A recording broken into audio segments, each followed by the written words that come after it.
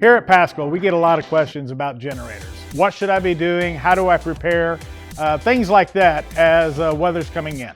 One of the questions we get quite a bit is, do I need to add oil to my generator before the weather gets here? The answer to that should be no.